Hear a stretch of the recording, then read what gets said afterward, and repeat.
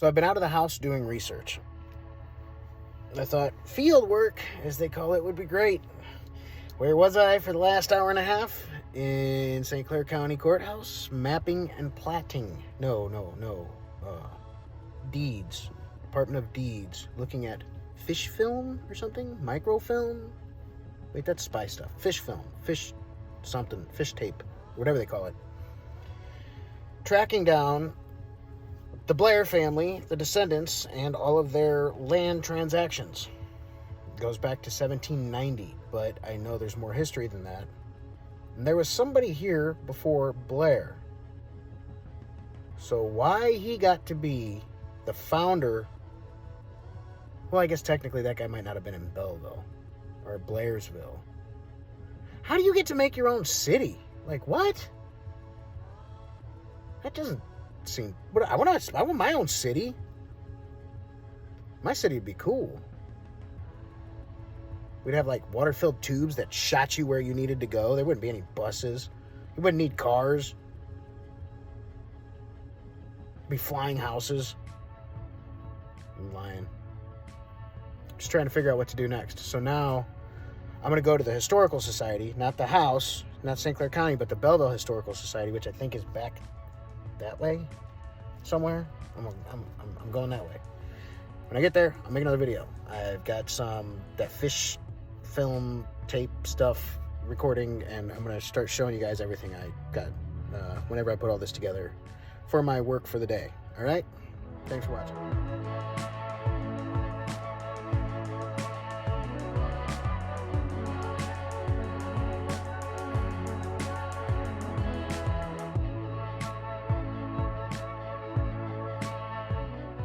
Deborah and Samuel Ogle. These are very good condition. 1847 was when he died. Born in 1775, so we're in the right age range. So I'm thinking that maybe this is the older part of the cemetery, although some of the headstones are newer. 1815, 1886. We're getting close. How far down this one sank? That's the top of a headstone. The problem I'm having is this. It looks like I was hoping, luckily, fortunately, a lot of the families had bought sections or were assigned sections of the land to be buried with their families. And we have a weird mix. Some of them were born in 1909 and died in 1995. And they're right next to people that were born in, 1775.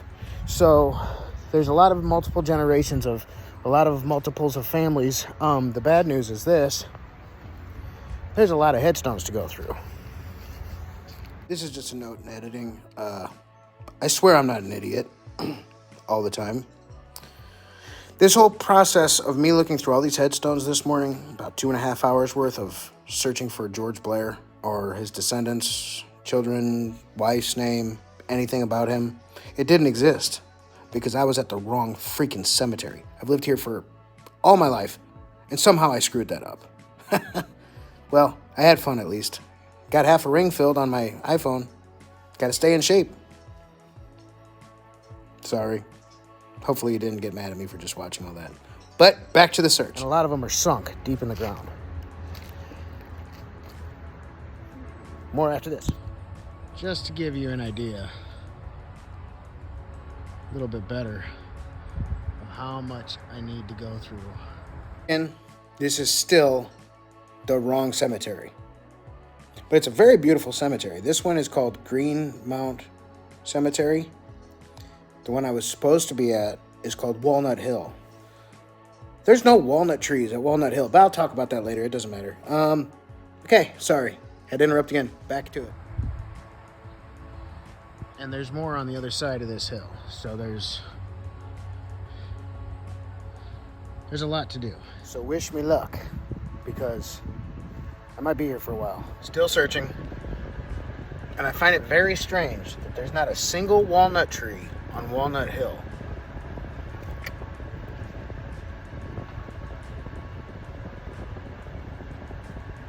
Does that make sense to you guys?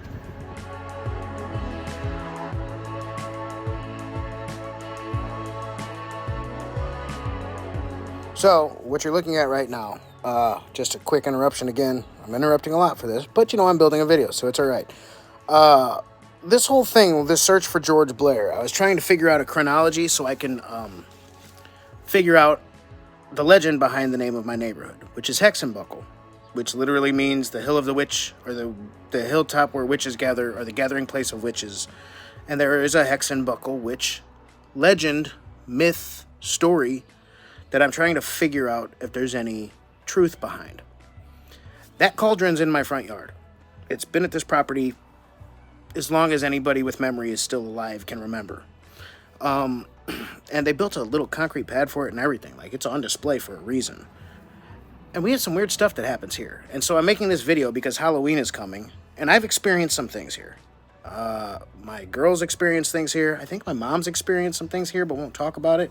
My cat has acted weird. Like, it's pretty crazy. And I know that whatever is here likes me, I think. Don't know for sure. But anyways, that's why I'm showing you this old cast iron pot, cauldron, whatever you want to call it, if you're wondering. But that's where this story is going. I'm not going to tell you too much now because I'm building on it and I'm learning myself. But as it develops, stay with me in the story, and we'll progress into a point where we actually have a solid foundation of some kind of idea, concept, or history that we can share to concrete this legend from being a myth into more of a reality, or a myth into an actual legend. So, back to it. I recorded more than I guess I did. So maybe I'm just a dummy all the time. Anyways, so I'm going to tell you a little bit about the backstory and what you missed out on. So far today and yesterday, I've spent about 4.5 hours on the phone with a guy from the St. Clair County Historical Society. I've spent time on Facebook at the paranormal research, Belleville Paranormal Research thing on Facebook, whatever. I've spent time contacting the University of Pennsylvania, Kislak, Library of Manuscripts and Weird Junk, whatever. They refused to help because they said that I was in the wrong area, but I'm not researching genealogy like they thought. I'm researching witchcraft, and if there's any association with George Blair, any of his family, and the witch hunts that could have possibly happened in the Northeast with what's happened here. So Hexenbuckle is a German term. I already told you what it means. I'm not going to go over it again. This is a German town. Our sister city is Paderborn, Germany. There's been a lot of migrants, though. He was of Scottish descent. George Blair was. He died at 72. All of his children died before they were, I think, 45. He had, might be wrong, I might have this backwards, 4 daughters and 3 sons. And it's weird because some of them married their nephews or nieces, and some of them married, when their sibling died, married that spouse of their sibling and had children. So I'm expecting to see a lot of Blair whenever I go to these cemeteries and I'm looking in these records. And ironically, there's not a lot of Blairs present. The only place you see Blairs present is in land ownership. And it's weird because it's not documented. However, in order to get Belleville to be the county seat of St. Clair County, as opposed to Cahokia, where it originally was, in the early 1800s, George Blair had land and surveyed. He came here as a surveyor after the Continental War and took time to buy land, start a 200-acre farm, and somehow had rights to purchase, I guess maybe the details are foggy, the rest of this area, which at the time was Blairsville and is now Belleville. It didn't change names until it became the county seat, and he chose to name it Belleville because it's French for beautiful village, which is weird because there's no real French influence in the history of this city. There's Irish, there's, obviously with him, there's Scottish, there's a lot of German. And why he chose a French name is strange to me. There's a couple other Bellevilles. There's a Belleville, Michigan. I think there's a Belleville, Rhode Island. If I'm missing any, please leave me a note in the comments section down below if you know them. I'm not going to Google it. It's not worth my time. However, it is a beautiful name. Belle means beautiful. Remember Belle from Beauty and the Beast. And ville means village, beautiful town, beautiful place, whatever. So that's where the history is on George Blair. And the reason I'm starting at George Blair is simple. Because if I try to go back from 2023 all the way to 1775 or whatever, whenever this whole thing, his life even started, that would be a lot of work. So my best bet is to try to search the archives and the galleries and any manuals, manuscripts, pamphlets, journals, anything I can find in order to figure out from the beginning of Belleville working up till now. So instead of covering 170 years going backwards, now I only have to cover hopefully only 120 or maybe 90, depending on, you know, the establishment of the different neighborhoods. Now, Belleville works on wards, right? So we don't have districts. We don't have, boroughs. We have wards. So there's an alderman for each ward. My dad was Ward 8 alderman years ago, you know, and it's a small area of Belleville. It's a small fraction. However, inside those areas, there are neighborhoods, communities, small little things that are named. So like where I live is probably 2 wards, small percentage of 2 wards, maybe 3. And my neighborhood, like I said, is called Hexenbuckle. There's also another area that's known as the Brewery District, where there was never any breweries. However, they call it the Brewery District, and they were close to where the brewery's at. I think maybe it's the same ward, but it's not the same neighborhood.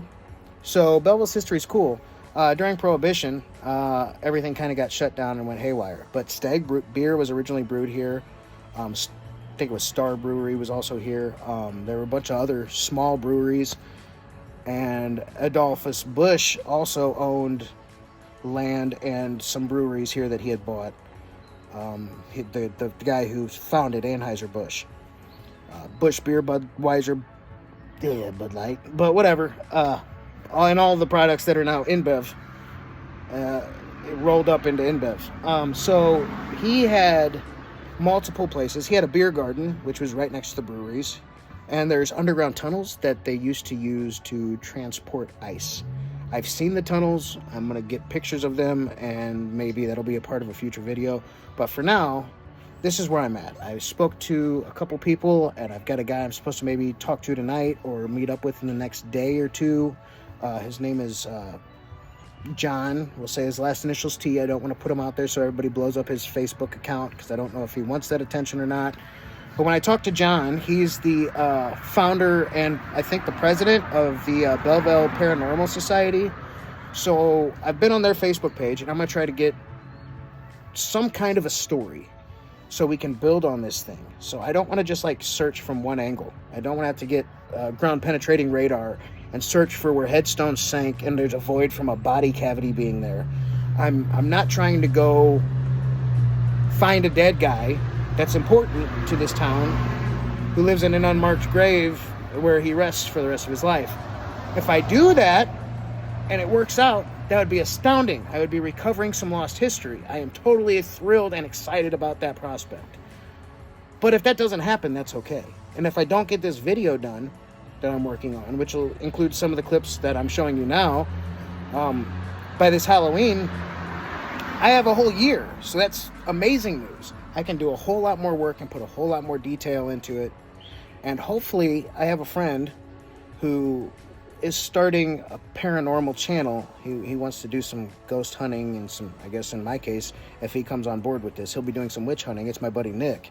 I haven't asked him yet, so I'm not trying to obligate him, and I don't want you guys to expect to see this friend of mine from grade school who's also incredibly talented at editing and cinematography, but totally underappreciated. I will name drop him though, because I'm sure that the attention would not hurt his channel. Go check out at Nick STL. I think it's 1890, maybe. Nick STL. I've tagged him in some of my videos. If you do some research, you can find it, figure it out. I'll tag him in this one. But go check him out. Message him. Be like, hey, your buddy is trying to make that video. Why don't you go help him? I haven't asked him yet. So go ahead and lubricate things for me so everything works out smooth. But if he gets involved, and my buddy James gets involved, I'll be really excited, because that's twice the researching power. No, sorry, 3 times the researching power. That's a whole lot more progress more quickly, and way better editing than I'm capable of putting out with my knowledge. He messes with editing 8 to 10 hours a day. I'm getting on a tangent here, but you guys got to know about my buddy Nick. Man, his stuff's good.